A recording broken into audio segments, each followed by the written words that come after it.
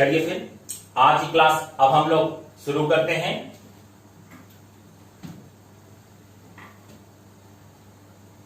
इस समय हम लोग Indian political system and governance विषय के अंतर्गत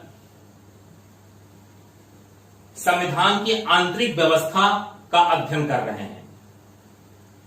संविधान की आंतरिक व्यवस्था पे अब तक 2 क्लास वीडियो चलाए जा चुके हैं और आज ये संविधान की आंतरिक व्यवस्था का तीसरा वीडियो है। अब तक के 2 वीडियो में हमने संविधान की आंतरिक व्यवस्था के अंतर्गत जो संविधान के भाग, उसके अंतर्गत आने वाले अध्यायों, विषयों, उप विषयों और इन सब से जुड़े संविधान के अनुच्छेदों का अंतर संबंध बना करके अब तक जो संविधान के 22 भाग हैं उसमें से 11 भागों को डिस्कस किया जा चुका था। आज संविधान के भाग 12 से हम अपनी बात को आगे बढ़ाते हैं।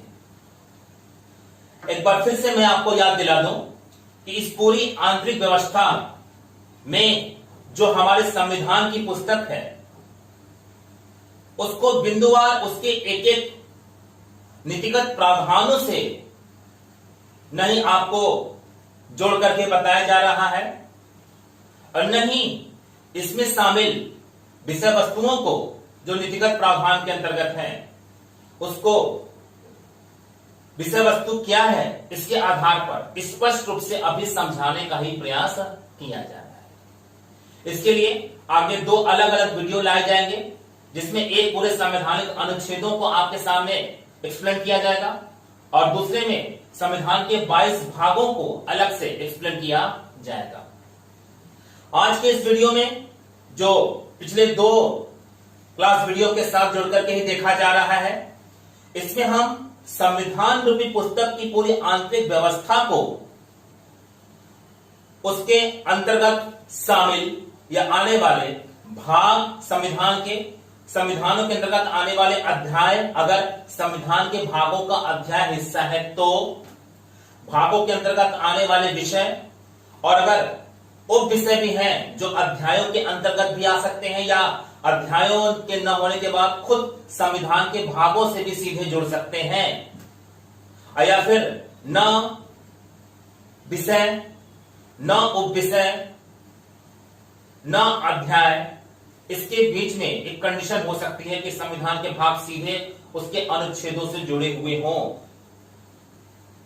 को केवल उसके संवैधानिक व्यवस्था में आपके सामने यहां पर संबंध बना करके स्पष्ट किया जा रहा है। तो इसी प्रक्रिया के अंतर्गत संविधान के आंतरिक व्यवस्था में जिस तरह से संविधान के भाग, अनुच्छेद, विषय, उप विषय, अध्याय आपस में समायोजित हैं या संबंधित हैं, उन्हीं को लेकर के आज की क्लास वीडियो में हम उसके शेष भाग में आगे बढ़ते हैं जो कि पिछले 2 क्लास वीडियो से जुड़ करके देखा जा रहा है और आज उसके आगे क्लास चलाई जा रही है। तो चलिए फिर अब ये चीज पिछले क्लास में डिस्कस हो चुकी थी। यहां पर हम लोग डिस्कशन कर रहे थे और यहां पर संविधान के 11 भाग तक डिस्कशन किया जा चुका था। अब संविधान के 12वें भाग पर चर्चा की जाती है। तो संविधान का 12वां भाग क्या कहता है? इस भाग की जो विषय वस्तु है वित्त, संपत्ति, संविदाएं और बाढ़। वित्त, संपत्ति, संविदाएं और बाढ़। अगर इससे जुड़े अनुच्छेदों के बारे में देखेंगे तो अनुच्छेद 264 से 300 क तक का अनुच्छेद इसमें शामिल है। 264 से 300 क तक का अनुच्छेद वित्त, संपत्ति, संविदाएं और बाढ़ की जो विषय वस्तु है उसके लिए संविधान में इस्तेमाल किया गया है। अब 264 से 300 क तक के अनुच्छेदों के बीच में जो कुछ भी नीतिगत साक्ष्य के स्तर पर आपको संविधान पढ़ते समय मिलेगा, उन सबका संबंध केवल संविधान के भाग 12 में उल्लिखित वित्त, संपत्ति, संविदा और बाद विषय वस्तु से जुड़ा हुआ होगा। वित्त, संपत्ति, संविदा और बाद विषय वस्तु से जुड़ा हुआ होगा।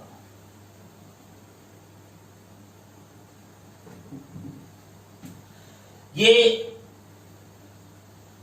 264 से 300 का अनुच्छेद इस भाग के साथ किस प्रकार से संवैधानिक व्यवस्था में आंतरिक रूप से अपने आप को दर्शा रहा है, इसी को यहां पर उल्लिखित किया गया है।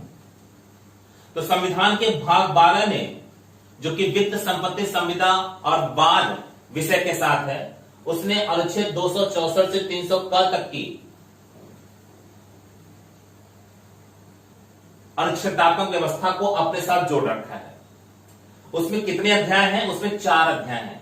अध्याय 1 वित्त के बारे में बात कर रहा है। अध्याय 2 उधार लेना, वित्त, संपत्ति, संविदाएं और बाद के मूल विषय वस्तु के साथ वित्त के बारे में बात हो रही है।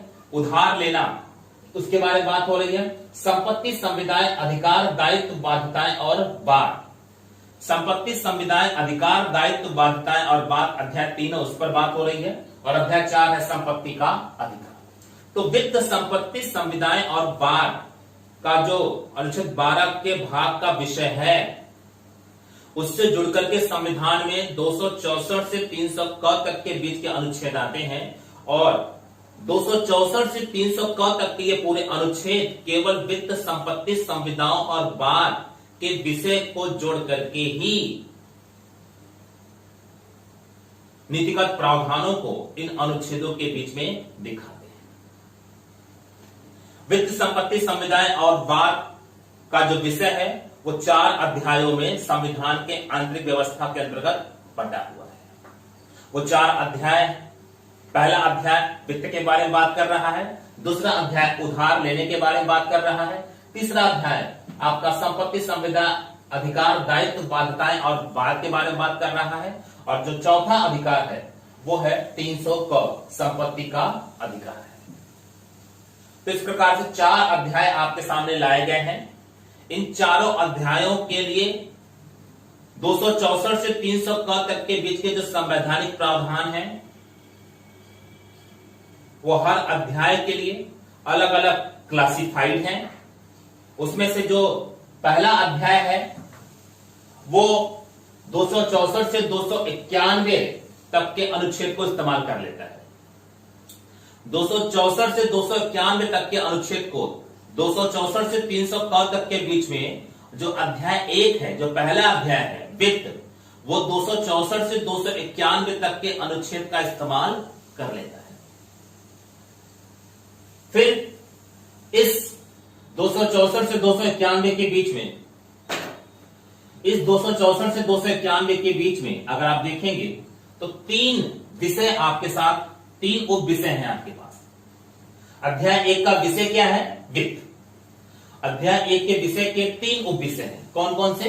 साधारण, संघ व राज्यों के बीच राजस्वों का वितरण और प्रकीर्ण वित्तीय उपबंध। साधारण, संघ व राज्यों के बीच राजस्वों का वितरण और प्रकीर्ण वित्तीय उपबंध। 264 से 291 तक का जो अनुच्छेद है, जो संविधान के भाग 12 वित्त, संपत्ति, संविदाओं और बाद को लेकर के जो अनुच्छेद इस्तेमाल हो रहा है 264 से 300 क तक के बीच में, उसमें अपने पहले अध्याय के अंतर्गत 264 से 291 तक का अनुच्छेद ले लेता है और 264 से 291 तक के उसके अनुच्छेद को उसके उप विषयों के आधार पर फिर से सब क्लासिफाइड किया जाता है। और ऐसे में 264 से 291 तक का उसका अध्याय 1 का अनुच्छेद उसके 3 उप विषयों के बीच में जब बढ़ता है तो उसका जो पहला उप विषय है संघ व राज्यों के बीच राजस्वों का वितरण। संघ व राज्यों के बीच राजस्वों का वितरण, ये जो अनुच्छेद इस्तेमाल हो रहा है वो 264 से 291 के बीच में 264 से पहला जो आपका ये उपविषय है वो साधारण है और वो 264 से 267 तक का अनुच्छेद इस्तेमाल कर रहा है।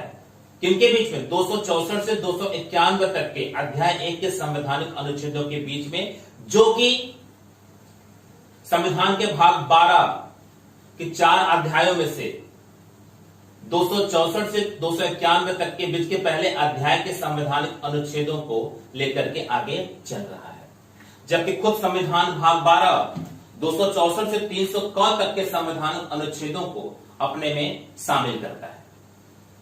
तो दूसरा जो उपविषय है वह संघ व राज्यों के बीच राजस्व का वितरण है और ये अनुच्छेद 268 से 281 तक का संवैधानिक अनुच्छेद अपने में शामिल करता है। और तीसरा जो उपविषय है प्रकट व्यक्ति उपबंध, ये अनुच्छेद 282 से 291 तक का 282 से 291 तक का संवैधानिक अनुच्छेद अपने में शामिल करता है। मैं आपसे बात कर रहा हूं कि बेसिकली इस पूरे अध्याय और उसके अंतर्गत आने वाले उपविषय और उसके बीच में जो अनुच्छेद क्लासिफाइड है, उसके बीच में जब आकर के आप संविधान रूपी पुस्तक के बारे में सोचना समझना शुरू करेंगे तो आपको यह समझ जाना है कि जब आपने संविधान की पुस्तक का भाग 12 से जुड़ा हुआ पेज खोल रखा है तो भाग 12 के पेज में आपको पहले भाग 12 ऊपर लिखा मिलेगा, भाग 12 का जो विषय है उसके नीचे लिखा मिलेगा, उसके नीचे अध्याय 1 डैश करके उसका विषय लिखा मिलेगा और उसके बाद आपको यह समझना है कि कौन कौन से संवैधानिक अनुच्छेद इस जगह पर आगे बढ़ रहे हैं। अब यहां पर अगर उस अध्याय के साथ उपविषय है तो फिर अध्याय के नीचे वो उपविषय होगा, उस उपविषय के साथ जो अनुच्छेद आपने यहां पर कलेक्शन में लिखे हैं पेज के किनारे वाले सेक्शन से अलग अलग अनुच्छेद क्रमशः आपको पढ़ने के लिए रिस्पेक्टिवली दिए जाते हैं। तो ये जो अनुच्छेदों की ब्लॉकिंग हमने कर रखी है यहां पर, ये आपके संविधान की पुस्तक में इस तरह से नहीं मिलेगा, लेकिन ये अनुच्छेद 292 से 293, चाहे 282 से 291, ये अनुच्छेद पुस्तक के इस किनारे वाले साइड पर इस सीरीज में रिस्पेक्टिवली एक एक अनुच्छेद को नीतिगत साक्ष्य की व्यवस्था के अंतर्गत लिखते हुए देखे जाते हैं और इस प्रकार से अनुच्छेद अपने हर एक विषय को आपके संविधान की पुस्तक में स्पष्ट किया हुआ है अलग अलग। तो इस तरह से हमने अध्याय 1 के बारे में बात किया जो 264 से 300 तक के संवैधानिक अनुच्छेदों वाले भाग 12 के अध्याय 1 के अंतर्गत 264 से 291 तक के संवैधानिक अनुच्छेद को अपने में शामिल कर रहा है। अब अध्याय 2 जो उधार लेने की बात करता है वो अनुच्छेद 292 और 293 को अपने में शामिल कर रहा है। उधार लेना 292 से 293 विषय इसमें सारे वही होंगे जो केवल और केवल वित्त, संपत्ति, संविदाओं और बात से संबंधित होंगे। उसी से जुड़ा हुआ उसका अध्याय होगा, उसी से जुड़े हुए उसके विषय होंगे, उसी से जुड़े हुए उसके उप विषय होंगे, उसी से जुड़े हुए उसके अनुच्छेद होंगे और उसी से जुड़े हुए अनुच्छेदों के अंतर्गत आने वाले भी उपबंध होंगे और किसी अन्य बात से जुड़े हुए नहीं होंगे। वो कोई कंफ्यूजन यहां तक? चलिए ठीक है। तो अध्याय 2 उधार लेने के बारे में बात कर रहा है। 292, 293 दो अनुच्छेद यहां पर इस्तेमाल हो रहे हैं आपके। अध्याय 3 संपत्ति, संविदाएं, अधिकार, दायित्व, बाध्यता और बाद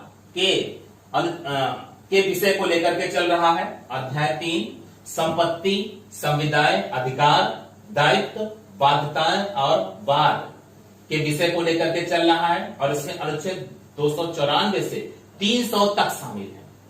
संपत्ति, संविदाएं, अधिकार, दायित्व, बाध्यताएं और बाद, ये जो विषय है और इसका मतलब क्या है हम आगे की वीडियो में अलग से इस पर बताएंगे।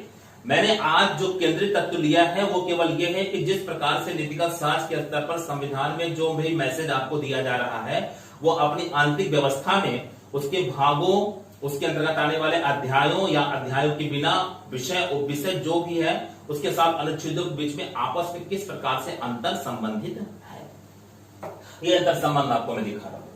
तो संपत्ति, संविदाएं, अधिकार, दायित्व, बाध्यताएं और बाद, अनुच्छेद 294 से अनुच्छेद 300 तक का जो अनुच्छेद है वो अध्याय 3 से जुड़ा हुआ है। भाग 12 के अध्याय 3 से जुड़ा। पहला अध्याय वित्त है, दूसरा अध्याय उधार लेना है और तीसरा अधिकार है संपत्ति संविदाएं अधिकार दायित्व बाध्यताएं और बात, और अध्याय 4 है खुद संपत्ति का ही अधिकार। यहां पर इसको जानिएगा, ये बेसिकली हमारा मूल अधिकार था और भाग 3 के मूल अधिकारों में अनुच्छेद 31 के रूप में इस्तेमाल होता था। फैक्ट में बता दे रहा हूं, आगे फिर एक्सप्लेन करूंगा आपको। अनुच्छेद 31 का ये विषय है जो वहां से हटा करके भाग 3 के मूल अधिकारों वाले विशेष क्षेत्र, भाग 3 के मूल अधिकारों वाले क्षेत्र से हटा करके संविधान के इस 300 क की जगह पर ला करके उसे फिर से जोड़ दिया गया। अनुच्छेद 31 का विषय था और वहां से इसको हटा दिया गया। क्यों किया गया, किस संशोधन से किया गया, हम ये आगे क्लास में डिस्कस करेंगे। भाग 12 स्पष्ट हुआ आपको, मैं फिर से इसको बता दे रहा हूं आपको एक बार रिपीटिशन के अंतर्गत। भाग 12 का जो विषय है वित्त संपत्ति संविदाएं दायित्व बाध्यताएं और बात। अब इसके अंतर्गत जो अनुच्छेद है आपके वो 264 से 300 क तक आते हैं। इसमें 4 अध्याय शामिल है। पहला अध्याय वित्त है, दूसरा अध्याय उधार लेना है, तीसरा अध्याय आपका वित्त संपत्ति संविदाएं दायित्व बाध्यताएं और बात का है, और चौथा अध्याय आपका संपत्ति का अधिकार। जिसमें से 300 का अनुच्छेद जो सबसे लास्ट अनुच्छेद है इसका, वो संपत्ति के अधिकार के लिए इस्तेमाल हो रहा है। 264 से 291 तक का अनुच्छेद इसके पहले अध्याय के लिए इस्तेमाल हो रहा है।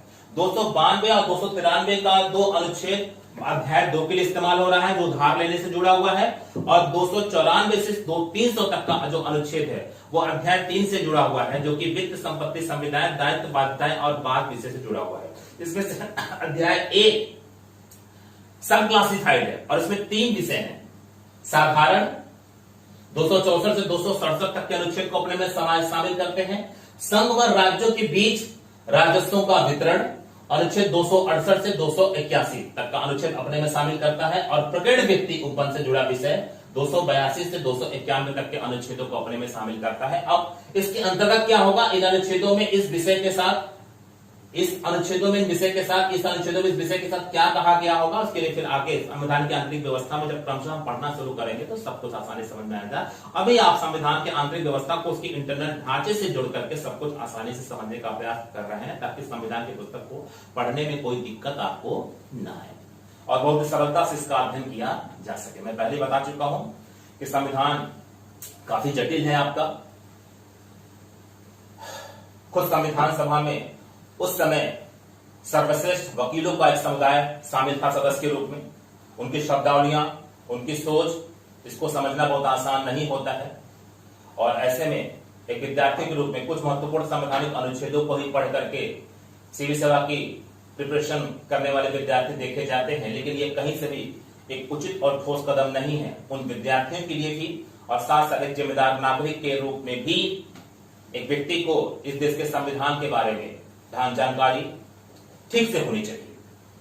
क्योंकि मैं पहले आपको बता चुका हूं कि आजादी के बाद देश की सबसे महत्वपूर्ण पुस्तक हमारा संविधान ही है। तो संविधान की आंतरिक व्यवस्था को समझने से संविधान का अध्ययन हमारे लिए काफी आसान हो जाता है। अब आगे के अध्याय पर चर्चा करते हैं। भाग 14 का विषय क्या है, संघ व राज्य के अधीन सेवाएं। आपको ये समझ जाना है कि पूरा संविधान व्यक्ति समाज और शासन के बीच की जो भी नीतिगत साझ की पूरी व्यवस्थाएं लेकर के आ रहा है, जिसके आधार पर ये पूरा देश व्यक्ति के साथ, समाज के साथ और शासन के बीच की सारी क्रियाएं प्रतिक्रियाएं लेकर के चल रहा है। और हम ये कह सकते हैं कि ये देश संविधान से क्रियाशील बना हुआ है। तो उसमें जो विषय है जिसके तहत संविधान बनाया जाना है वो विषय आपके 22 विषय हैं।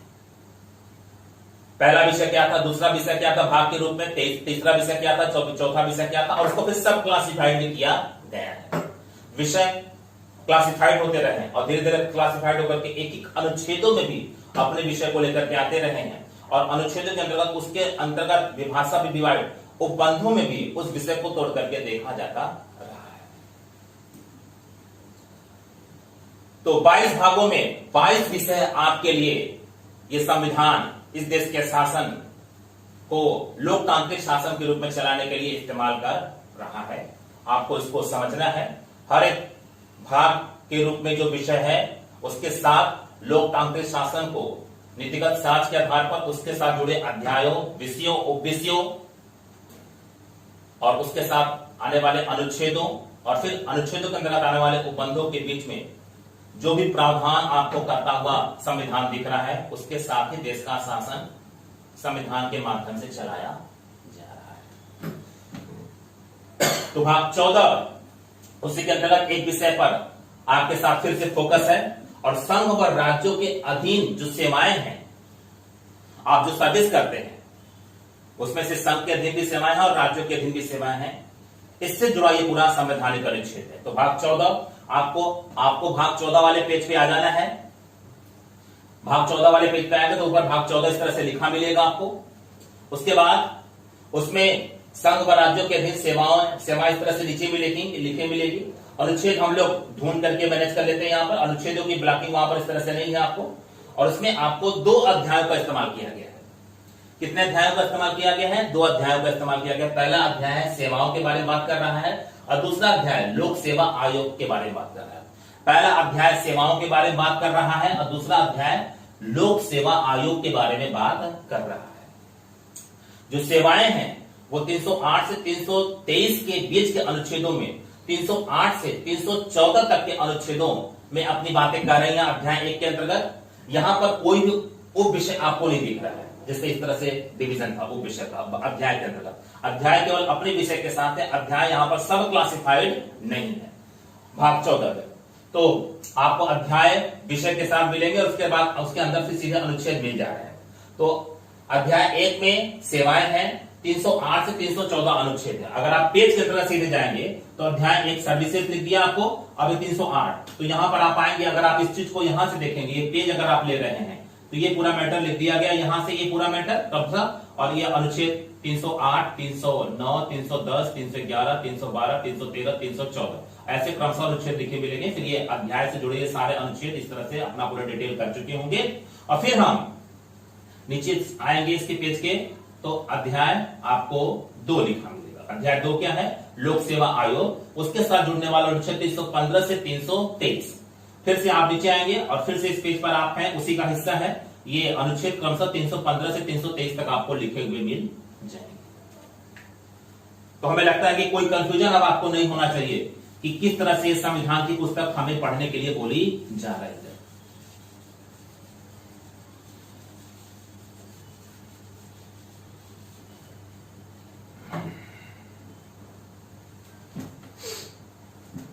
तो 2 अध्याय इस्तेमाल हो रहे हैं भाग 14 में। संघ व राज्यों के अधीन सेवाएं 308 से 323 308 से 323 तक के बीच का अनुच्छेद इस्तेमाल हो रहा है यहां पर। और इसमें 2 अध्याय हैं। पहला अध्याय है सेवाओं के बारे में बात कर रहे हैं, 308 से 314 तक का अनुच्छेद है। दूसरा जो अध्याय है वो लोक सेवा आयोग के बारे में बात कर रहा है। इसी में संघ लोक सेवा आयोग आपका आता है, इसी में आपका राज्य लोक सेवा आयोग भी आता है। अनुच्छेद 315 में ही आपके संघ लोक सेवा आयोग और राज्य लोक सेवा आयोगों का उल्लेख किया गया है। तो आपका जो संघ लोक सेवा आयोग जो आईएएस की परीक्षा को कंडक्ट कराने वाली बॉडी है वो संवैधानिक निकाय है। संविधान में अनुच्छेद 315 में उसका उल्लेख है। और राज्य लोक सेवा आयोग भी जो कि स्टेट लेवल के पीसीएस की परीक्षाओं को आयोजित कराता है वो भी एक संवैधानिक बॉडी है और उसका अनुच्छेद 315 में उल्लेख किया गया है। आगे फिर यहां पर एक अलग सा थोड़ा सा अनुच्छेद है भाग 14 को, इसका जो विषय है अधिकरण। अब उसमें 2 अनुच्छेद इस्तेमाल हो रहे हैं। 323 तो ऊपर हो गया, उसी का सेगमेंट है, 323 से जुड़ा हुआ सेगमेंट है, इसलिए 14 क के साथ जोड़ करके ही देखा जा रहा है। उसके पहले मैं आपको बता चुका हूं कि भाग जो 14 क है वो किस संविधान संशोधन के माध्यम से जोड़ा गया था। 42वें संविधान संशोधन के माध्यम से आपके संविधान में जगह बनाता है। आपके मूल संविधान में 14 क भाग शामिल नहीं था। 14 क भाग शामिल नहीं था। 42वें संविधान संशोधन के माध्यम से आपके संविधान में 14 क को संविधान के भाग के रूप में जोड़ा गया, उसके सेगमेंट के साथ जो भाग 14 है। और उस भाग 14 को जिस अनुच्छेद से जुड़ करके देखा गया उसमें कोई नया अनुच्छेद नहीं आया है। जो आपका अनुच्छेद 323 था उसी को यहां पर सब क्लासिफाइड किया गया और उस सब क्लासिफिकेशन के बीच में उसके साथ 323 के दो अनुच्छेद पैदा किए गए, 323 क और 323 ख। 323 क और 323 ख दो संवैधानिक अनुच्छेद यहां पर आपके साथ पैदा किए गए।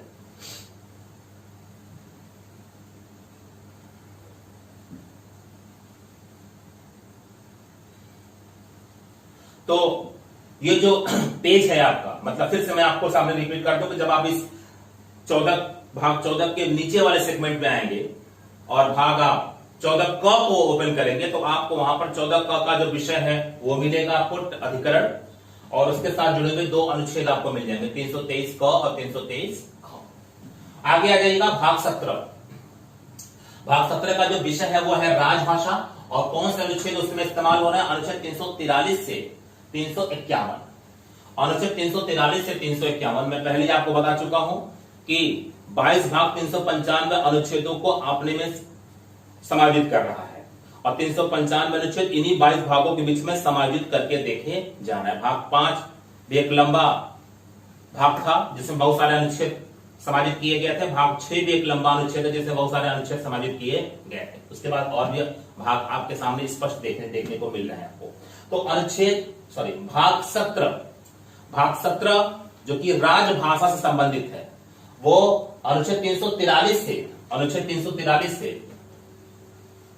351 तक के अनुच्छेदात्मक प्रावधानों को अपने में शामिल कर रहा है और 343 से 351 तक के ये जो संवैधानिक अनुच्छेद हैं वो भाग 17 के राजभाषा के अंतर्गत जब देखे जा रहे हैं तो यहां पर 4 अध्याय आपको मिलते हैं। कितने अध्याय मिलते हैं आपको? 4 अध्याय। विशेष बात यह है कि यहां पर भी आपको कोई उपविषय नहीं मिलेगा, जिस प्रकार से यहां पर आपको भाग 14 में कोई उपविषय नहीं मिला था। भाग 12 में उपविषय, इसके पीछे के भागों में अध्याय है और अध्याय में उपविषय है। यहां पर आपको कोई उपविषय नहीं मिला, यहां पर सीधे अध्याय मिल रहे हैं आपको। ठीक है, जैसे भाग 3 में कोई अध्याय नहीं था, भाग 3 में केवल उपविषय थे, अलग अलग मूल अधिकार के नाम से उनको जाना जाता है। ठीक है, तो किसी में अध्याय है किसी में अध्याय नहीं है, ये आपको समझना है। भाग 5 में अध्याय है, भाग 6 में अध्याय है, भाग 9 में नई अध्याय है, तो भाग 11 में अध्याय है, भाग 12 में अध्याय है, भाग 14 में अध्याय है आपके, भाग 17 में अध्याय है। ये जो अध्याय वाले सेगमेंट हैं आपके संविधान के भाग के रूप में, और ऐसे बहुत सारे भाग हैं जो केवल सीधे अनुच्छेदों से चलते हैं। कुछ ऐसे भाग हैं जिनमें उप विषय देखने को हमें संविधान के भाग के अंतर्गत मिलते हैं। तो आंतरिक व्यवस्था में आपको सब कुछ समझना है कि कहां पर क्या है, उसको आप दिमाग में रखिएगा। आज के बाद संविधान पढ़ना आपके लिए बहुत आसान होने वाला है और आप पुस्तक खोलेंगे, उसके नीतिगत साक्ष्यों में एक एक अनुच्छेदों को पढ़ते रहेंगे, आपके दिमाग में इमेज बनता रहेगा और धीरे धीरे 1-2-2.5 महीनों में आपको संविधान अच्छे से उसके नीतिगत साक्ष्यों के आधार पर समझ में आ जाएगा। और जब ये कंडीशन बन जाएगी तो आप वहां पर जिस श्रेणी में देखे जाएंगे उसका सीधा सा लाभ मिलेगा आपको कि आप जीएस मेंस के चौथे प्रश्न पत्र में जो एप्टीट्यूड का प्रश्न आता है, जिसमें आपको डिसीजन लेवल के आकर के प्रश्नों को उसके फैक्चुअल मैटर के साथ एक्सप्लेन करने के लिए बोला जाता है, वहां पर आप 100 नंबर के उस एप्टीट्यूड के प्रश्नों पर अच्छी पकड़ बनाएंगे। अलग से इंटरव्यू में आपकी पकड़ हर सेगमेंट पर बहुत आसानी से, बहुत तार्किक ढंग से देखी जाएगी। उसके बाद हर एक विषय जो कि इस संविधान के आधारभूत बिंदुओं पर चल करके राज्य व्यवस्था के आधारभूत विषय के रूप में इस्तेमाल होने के साथ ही सिविल सेवा के अन्य विषयों को जोड़ करके आपको तैयारी करते समय अध्ययन करने के लिए बोल रहा था। यहां पर भी आपको बहुत अच्छी पकड़ मिलने वाली है और किसी भी विषय को एक्सप्लेन करते समय उन विषयों के अंतर्गत आने वाले धारणाओं के उचित और अनुचित का प्रश्न इस प्रकार के संवैधानिक व्यवस्था के अंतर्गत उसके अनुच्छेदों में जाकर के सही तरह से समझ करके उसके विषयों को पढ़ने के बाद उसी को चूंकि लागू किया जाना है। ऐसे में कौन सी घटना किस अनुच्छेद के साथ जुड़ करके देखी जा रही है, उसके आधार पर आपको यह समझाना है कि उचित है कि नहीं अनुचित है, क्योंकि संविधान जो कह रहा है उसी पर चलना है, संविधान जो नहीं कर रहा है उस पर आपको चलना नहीं। तो उचित और अनुचित के धारण करने के लिए पूरी व्यवस्था है और यही आईएएस की तैयारी का मूल भी हो रहा है। अगर आपने इस पर पकड़ बना ली और आप अपने विषयों का अध्ययन सही ढंग से करते हुए आ रहे हैं और उसके बाद आपका मानसिक स्तर, जिस प्रकार के मनोविज्ञान से जुड़ा हुआ है और जिस प्रकार की बौद्धिकता की मांग कर रहा है आपके लिए, वो तथ्य, तर्क, स्पष्टीकरण, विश्लेषण, निष्कर्ष, निर्णय, सृजन जैसे अवस्थाओं के साथ अगर आपके दिमाग को इस्तेमाल करा करके अपने विषयों में अध्ययन करा रहा है और सिलेबस आपका खत्म हो गया, तो आप मान कर चलिए आपको सिलेक्शन के लिए तरसना नहीं है, आप आईएएस में टॉप करने वाले हैं और वो समय बहुत जल्दी आने वाला है। बशर्ते आप ये सारी बातें लेकर के अपने सिलेबस को ढंग से मैनेज कर सके। तो आईएएस की तैयारी करने के लिए रणनीति और रणनीति में आपकी मानसिक योग्यता, बौद्धिक योग्यता और फिर संस्थान के स्पष्ट मार्गदर्शन का प्रबल रोल होने वाला है। केवल रणनीति शब्दों का प्रयोग करने से आपकी रणनीति नहीं हो सकती। रणनीति में रणनीति तैयारी के स्तर पर वैज्ञानिक आधार पर तैयार हुई होनी चाहिए। क्या क्या चीजें उसके लिए जरूरी है वो सब आपको समझ में आना चाहिए। ठीक है, तो भाग 17 राजभाषा के बारे में बात कर रहा है। 4 अध्याय है वहां पर 343 से 351 तक के इसके अनुच्छेदों के बीच में। पहला अध्याय संघ की भाषा, अनुच्छेद 343, 344 दो अनुच्छेदों का इस्तेमाल कर रहा है। दूसरा अध्याय है प्रादेशिक भाषाएं, 345 से 347 तक के 3 अनुच्छेदों को इस्तेमाल कर रहा है वो। तीसरा अध्याय है उच्चतम न्यायालय, उच्च न्यायालय आदि की भाषाएं, और 348 और 349 के अनुच्छेद को इस्तेमाल कर रहा है वो। और विशेष निर्देश नाम का एक अध्याय है, विशेष निर्देश नाम का एक अध्याय है, वो जो आपका अनुच्छेद है 350 से 351 उसको शामिल कर रहा है। तो 343 से 351 तक का जो संवैधानिक अनुच्छेद है वो राजभाषा से जुड़ा हुआ है और 4 अध्यायों में राजभाषा के साथ जुड़ करके इन संवैधानिक अनुच्छेदों को बांटा गया है, जिसमें से जो पहला अध्याय है वो संघ की भाषा के बारे में बात कर रहा है। 343 और 344 दो अनुच्छेदों का इस्तेमाल कर रहा है। दूसरा अध्याय जो है वो प्रादेशिक भाषाओं के बारे में बात कर रहा है, 345, 46, 47 3 अनुच्छेदों का इस्तेमाल कर रहा है। और तीसरा जो अध्याय है वो उच्चतम न्यायालय और उच्च न्यायालयों की भाषाओं के बारे में बात कर रहा है और 2 अनुच्छेद 48 और 49 का इस्तेमाल कर रहा है वहां पर। और जो चौथा अध्याय विशेष निर्देश के बारे में बात कर रहा है और वहां पर 50 और 51 350 और 351 दो अनुच्छेदों का इस चौथे अध्याय में भाग 14 के अंतर्गत इस्तेमाल किया गया है। आगे फिर हम आते हैं और भाग 14 का भाग 17। कौन सा भाग? भाग 17। थोड़ा सा मिस प्रिंट हो गया था, ध्यान दीजिएगा इसको। तो भाग 17, अब तक हमने भाग 12, भाग 14 और भाग 17 को एक्सप्लेन कर दिया। उसकी आंतरिक व्यवस्था में संविधान के अंतर्गत चीजें कैसी हैं, उसके संवैधानिक अनुच्छेदों से, उसके भागों से, उसके अध्यायों से, उसके विषयों से, उसके उप विषयों से। अब ये सारे मैटर क्या कहते हैं आने वाले समय में इसको एक्सप्लेन किया जाएगा। अभी पूरा ढांचा आपके सामने संविधान रूपी पुस्तक का ओपन किया जा रहा है, आंतरिक व्यवस्था ढांचा। फिर यहीं पर थोड़ा सा संवैधानिक व्यवस्था में कुछ अलग से आपको देखने को मिलता है। भाग 21, भाग 21 का जो विषय है अस्थायी संक्रमणकालीन और विशेष उपबंध। अस्थायी संक्रमणकालीन और विशेष उपबंध। भाग 21 क्या है? अस्थायी संक्रमणकालीन और विशेष उपबंध। कितने अनुच्छेदों के बीच में है? 369 से 392। 369 से 392 का ये जो अनुच्छेद है, 369 से 392 तक का ये जो अनुच्छेद अस्थायी संक्रमणकालीन और विशेष उपबंध, उसमें अनुच्छेद 369 में राज्य सूची के विषयों पर विधि बनाने के संघ की संसद के इस प्रकार के सकते जैसे वो समवर्ती सूची के विषय हैं, इस प्रकार की अधिकारिता के साथ जुड़कर के देखता अस्थायी संक्रमणकालीन और विशेष उपबंध। कुछ विशेष उपबंध है यहाँ पर संविधान के 22 भागों के अंतर्गत जो विषय हैं, यहाँ पर संविधान के 22 भागों के अंतर्गत जो विषय हैं उनमें से कुछ विषयों पर विशेष उपबंध है। कुछ उपबंध नीतिगत साक्ष के रूप में इन अनुच्छेदों के बीच में अस्थायी होते हैं। अनुच्छेदों के बीच में है पूरा ब्यौरा 369 से 391, 369 से 391, सॉरी 369 से 392, 369 से 392 का पूरा जो संवैधानिक अनुच्छेद है उसमें पूरे संविधान के 22 भागों के अंतर्गत जो कहीं भी विषय है उसमें से कुछ विषयों पर अगर हमें विशेष प्रावधान की आवश्यकता है, अस्थायी संक्रमणकालीन और विशेष उपबंध,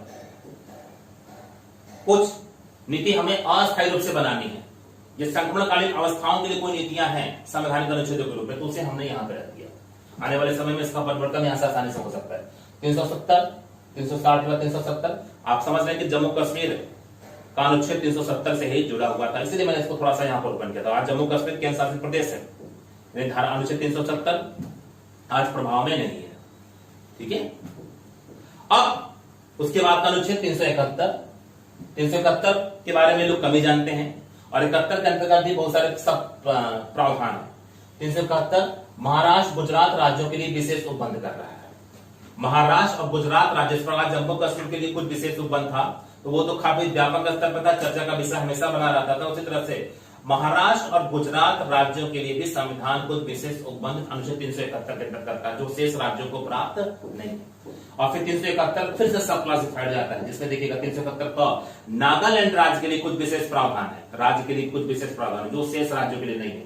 371 ख असम राज्य के लिए कुछ विशेष प्रावधान है जो शेष राज्यों के लिए शामिल नहीं है।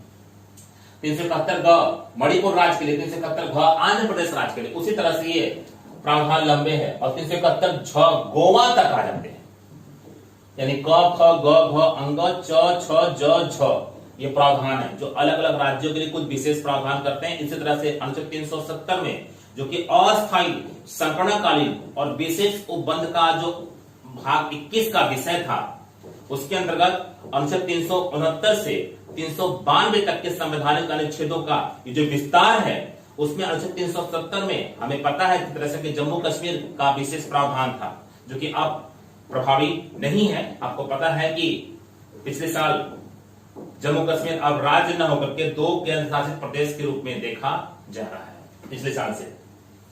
तो अब यहां पर आपको ये 371 का मामला भी थोड़ा सा दिमाग में रखना है कि 371 कुछ राज्यों के लिए अभी भी कुछ अलग से विशेष प्रावधान रखता है जो कि शेष अन्य राज्यों के लिए नहीं बनाया जाता। उसके कुछ विशेष क्षेत्रों में कुछ विशेष प्रकार के प्रशासन से वो जुड़ा हुआ है। तो आगे से 378 है। अब 378 से आपको यहां पर देखना क्या है, आगे फिर 379 है और 391 है। 379 से एक महत्वपूर्ण बात यहां पे देखिएगा, 379 से 391 तक का जो अनुच्छेद है संविधान में, वो अभी तक निरसित है। उसमें कोई प्रावधान नीतिगत साक्ष्य के रूप में अभी इस्तेमाल होने वाला नहीं है। इसमें जो विषय थे वो समय के साथ निरसित किए जा चुके हैं। 379 से 391 तक के संवैधानिक अनुच्छेद के प्रावधान निरसित हैं।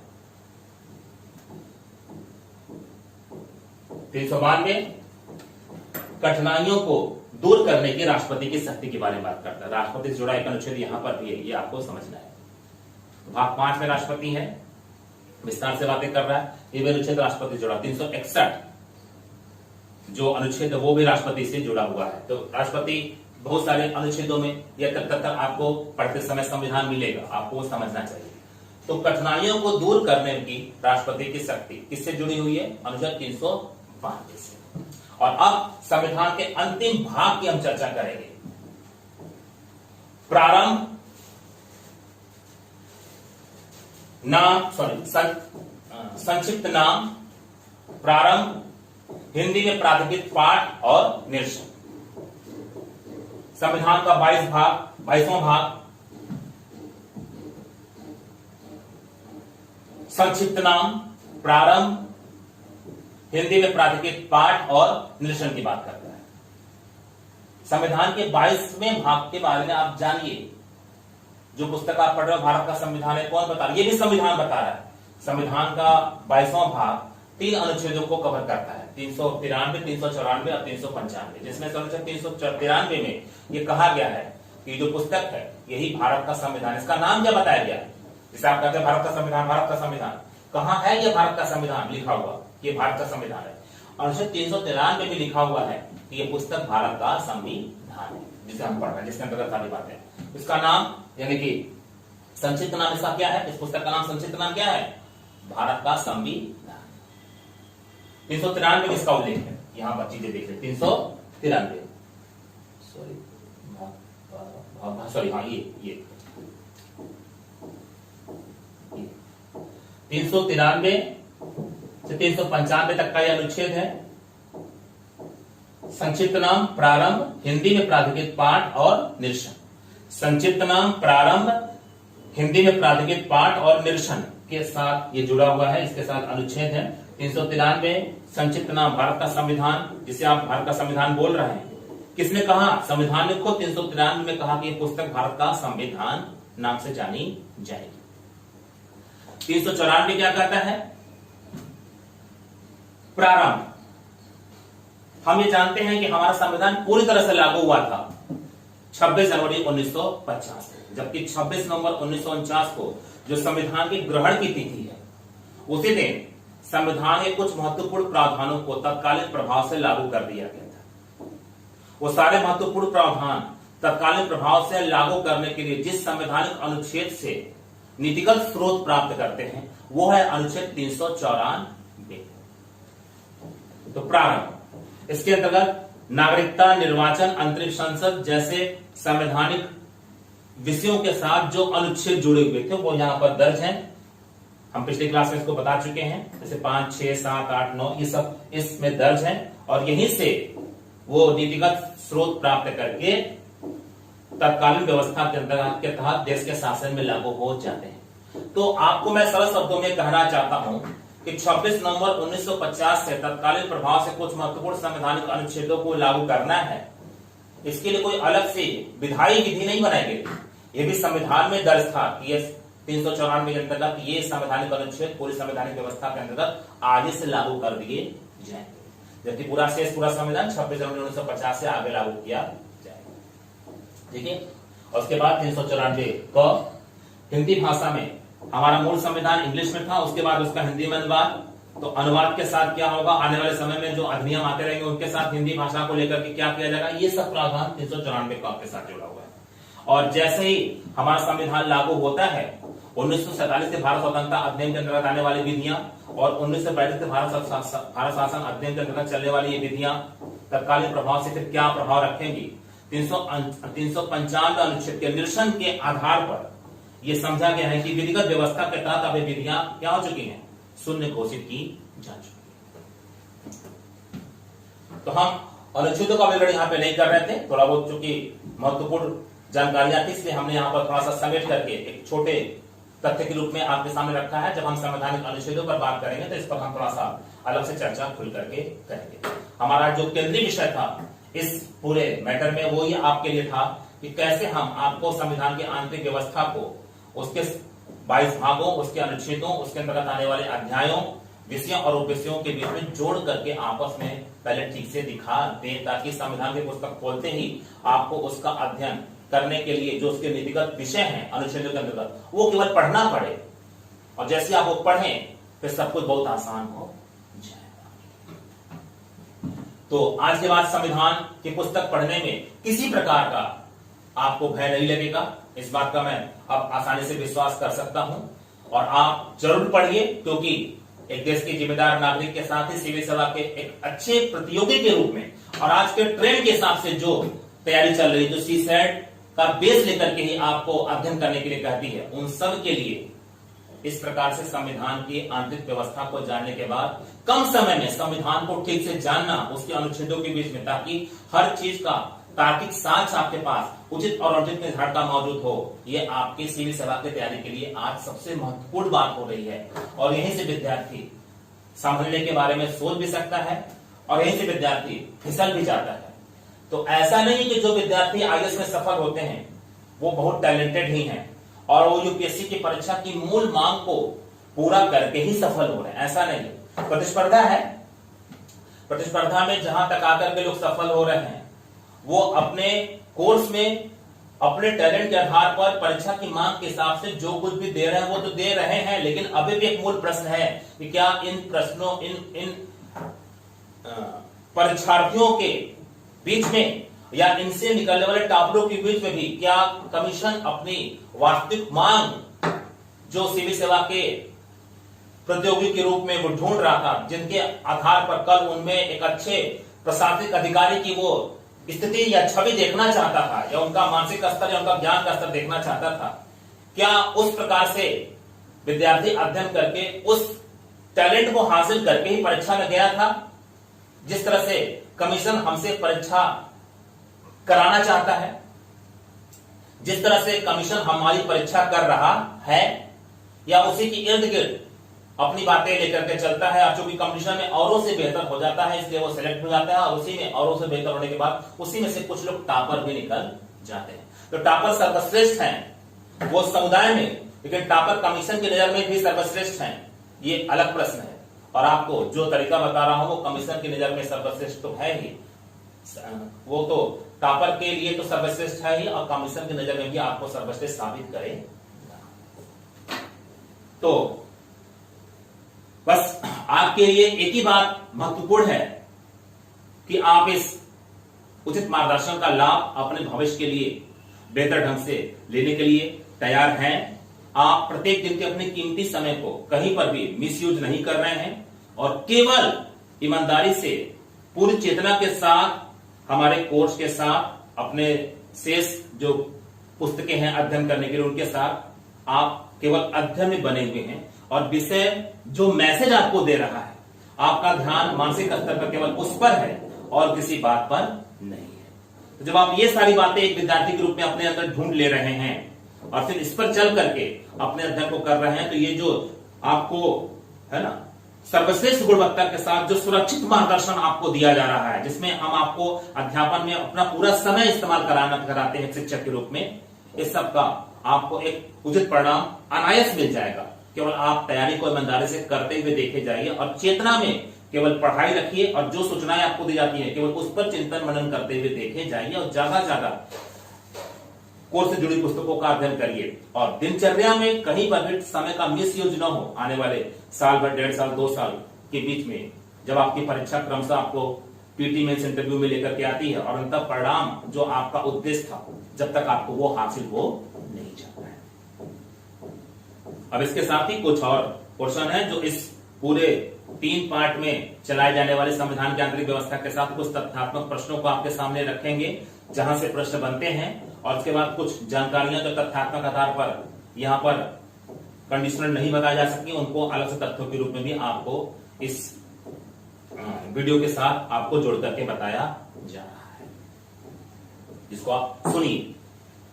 ये पूरा कोर्स क्लास के स्तर पर ऑनलाइन होने के बाद भी कॉम्प्रिहेंसिव बना करके चलाया जा रहा है, और आप आसानी समझिएगा धीरे धीरे कि केवल आपको इस क्लास जो ऑनलाइन क्लास है इसके साथ जुड़ करके चलिएगा। इस विषय के आईएएस और पीसीएस की प्रारंभिक परीक्षा के सारे प्रश्न हल हो रहे हैं, कहीं कोई दिक्कत नहीं,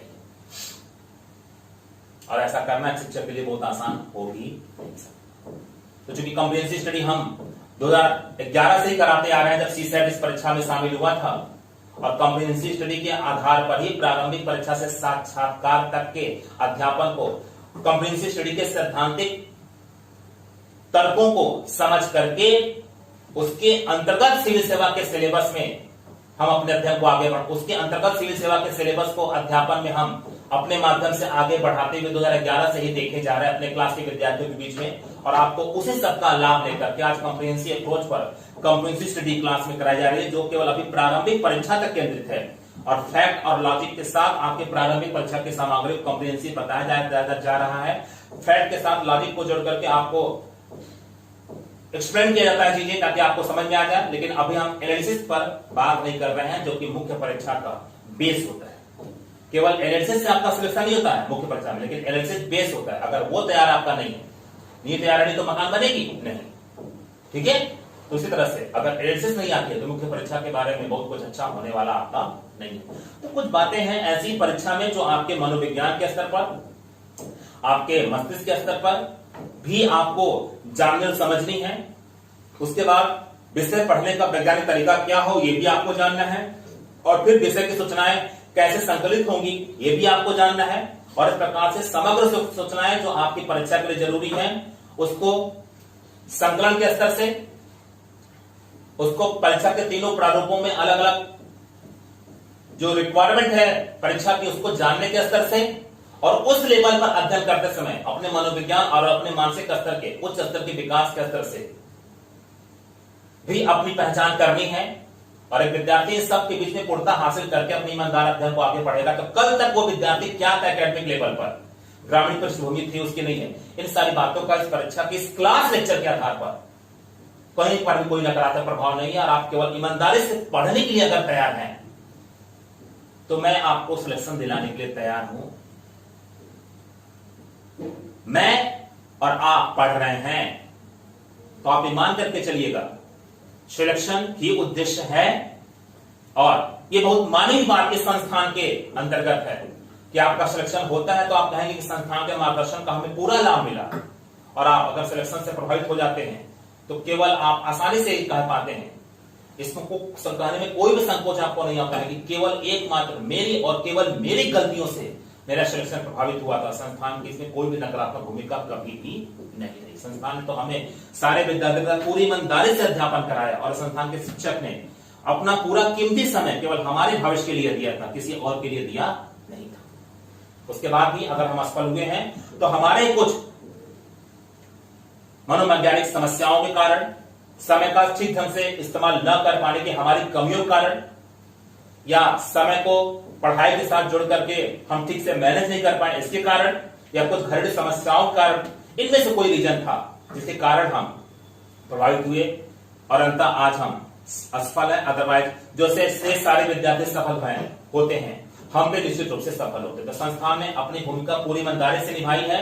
एक विद्यार्थी अपने उद्देश्य को पूरा करने के लिए संस्थान से जुड़ करके अगर आगे आ चुका है और पूरी चेतना में केवल तैयारी रखा हुआ है, क्लास के मैसेज और उसके साथ जितनी बातें स्टेप बाय स्टेप बताई जा रही है उन सब को अपने में रख करके उसके साथ परिवर्तन अपने मनोविज्ञान का, मानसिक स्तर का कोर्स के साथ करके, जिस तरह से कोर्स वैज्ञानिक आधार पर पढ़ने के लिए आपको बोला जा रहा है, अगर वो सब जोड़ करके आप अपने अध्ययन को आगे बढ़ाने के लिए तैयार हैं तो आपसे फिर से मैं एक बार अपने सेंटेंस को रिपीट कर रहा हूं कि संस्थान से सिलेक्शन आपका सुरक्षित है, और आप पढ़िए और अपना उद्देश्य हासिल करिए।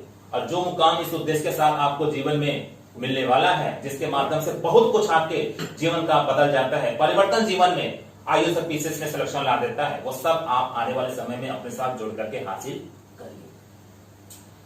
तो मोटिवेट रहिए, सकारात्मक सोच के साथ बने रहिए और क्लास नियमित रूप से जुड़ करके अपने अध्ययन में अपनाइए, और जो भी होमवर्क इस क्लास वीडियो के साथ आपको बताया जाता रहता है उसको आप ईमानदारी से पूरा करते रहिए। चलिए फिर नेक्स्ट वीडियो में आपसे फिर से मिलते हैं। अब हम संविधान की आंतरिक व्यवस्था के तीनों क्लास वीडियो से निकाले गए कुछ महत्वपूर्ण प्रश्नों को देखेंगे।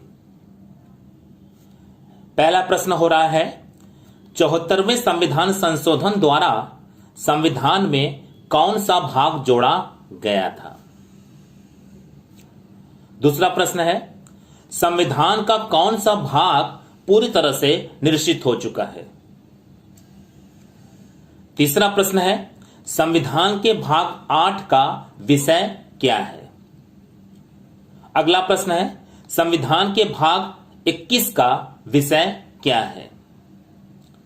अगला प्रश्न है, नीतिगत साक्ष्य की यह पुस्तक भारत का संविधान के नाम से जानी जाएगी, यह किस भाग से संबंधित है? अगला प्रश्न है, संविधान के भाग 4 क को किस संविधान संशोधन अधिनियम से जोड़ा गया था? अगला प्रश्न है, संविधान में संशोधन करके कौन कौन से संविधान के भाग जोड़े गए थे? अगला प्रश्न है, संविधान के भाग 5 में कितने अध्याय हैं? अगला क्वेश्चन, संविधान के भाग 6 में कुल कितने अध्याय हैं? अगला प्रश्न है, संविधान के भाग 2 किन किन अनुच्छेदों से संबंधित है? नेक्स्ट, संविधान का भाग 17 किन किन अनुच्छेदों से संबंधित है? अगला, संविधान के भाग 12 के प्रथम अध्याय के उप विषय क्या है? मैं रिपीट करते रहा हूं यहां पर, संविधान के भाग 12 के प्रथम अध्याय के उप विषय क्या है? अगला, संविधान के भाग 12 के अध्याय 2 का विषय क्या है? अगला, संविधान के भाग 12 के अध्याय 2 का विषय क्या है?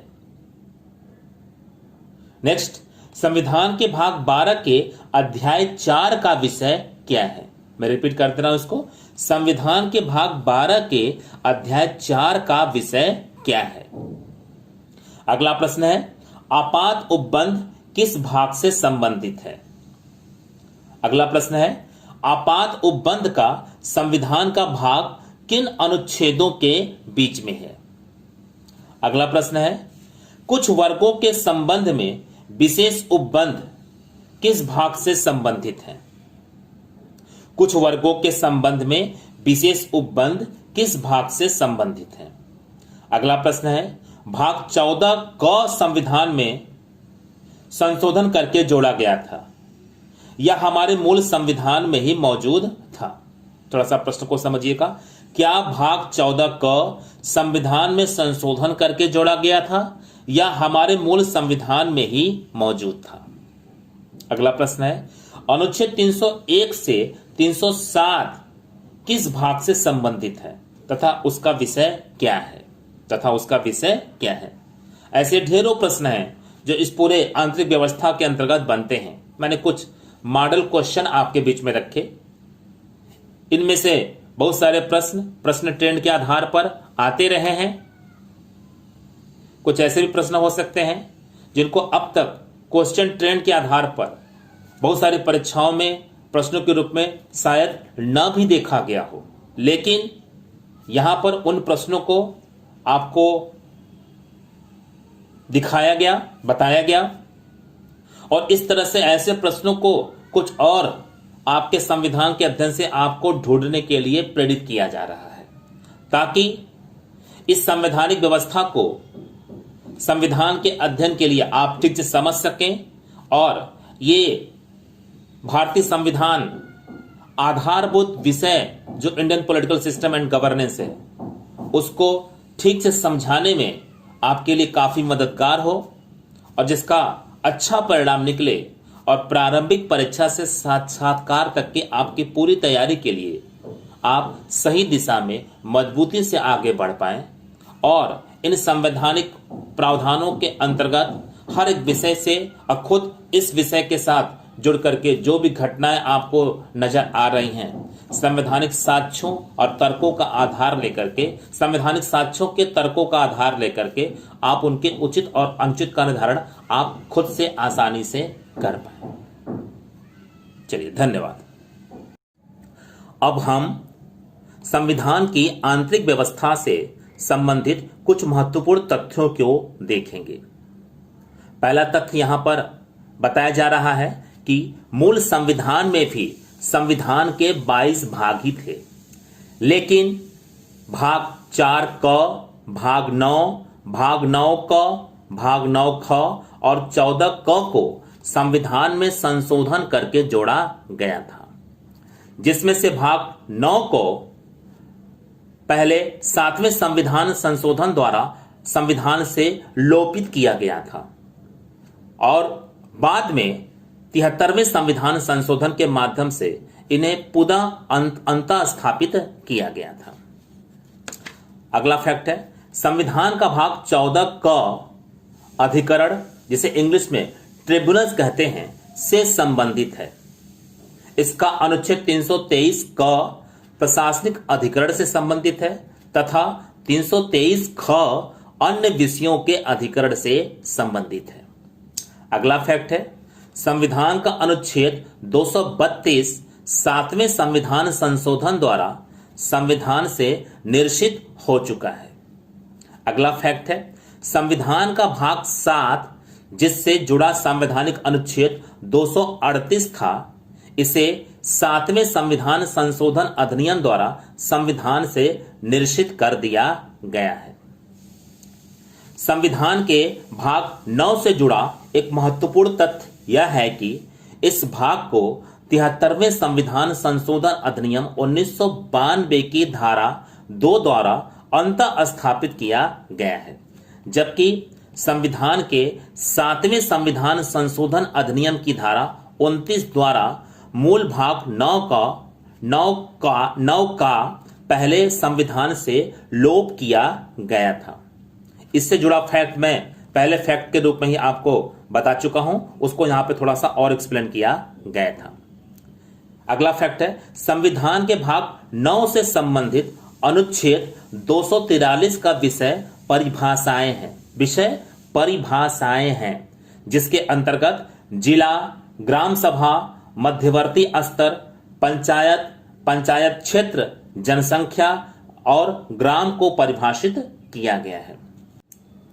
संविधान के भाग 21 के अंतर्गत आने वाले अनुच्छेद 379 से 391 तक को 7वें संविधान संशोधन की धारा 2 तथा अनुसूची 29 के अंतर्गत संविधान से निरसित किया जा चुका है। अगला फैक्ट है, 26 नवंबर 1949 को संविधान के कुछ प्रावधानों को संविधान के अनुच्छेद 394 के तहत लागू कराया गया था, जिसके अंतर्गत अनुच्छेद 5, अनुच्छेद 6, अनुच्छेद 7, अनुच्छेद 8, अनुच्छेद 9, अनुच्छेद 60, अनुच्छेद 324, अनुच्छेद 366, अनुच्छेद 367, अनुच्छेद 379, अनुच्छेद 380, अनुच्छेद 388, अनुच्छेद 391, अनुच्छेद 392 तथा अनुच्छेद 393 तुरंत लागू हो गए थे।